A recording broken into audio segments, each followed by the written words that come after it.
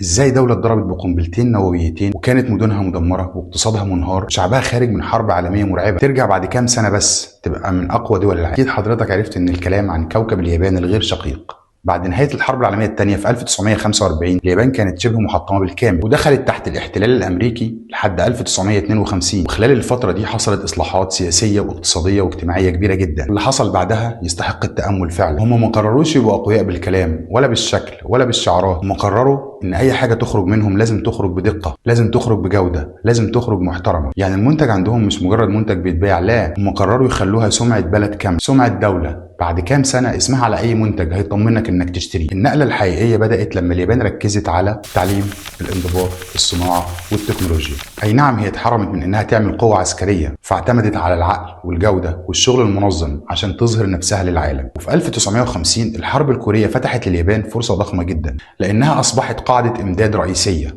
وده حرك المصانع وبدأ الانتعاش الاقتصادي بسرعة. اليابان كمان لعبتها بذكاء، استوردت المواد الخام وحولتها لمنتجات صناعية عالية الجودة، وبعدين صدرتها للعالم في شكل عربية تعيش عقود، جهاز يشتغل سنين، آلة ما تخزلكش أبدا. وتفصيلة صغيرة جدا بالنسبة لغيرهم عادية عندهم كانت تفرق كتير جدا، وده اللي عمل الفرق الحقيقي. لأن العالم ممكن يشتري منك مرة بالإعلان لكن ما يرجعش تاني إلا لو لقى إتقان. اليابان بقت قوة عظمى مش لأنها كانت أقل دمارا، لكن لأنها بعد الحرب حولت الهزيمة إلى تعليم، والفقر إلى صناعة، والخراب إلى نظام وجودة. والأهم إنها بنت نفسها على رسالة واضحة: اعمل الحاجة كأن العالم كله هيحكم عليك من خلالها.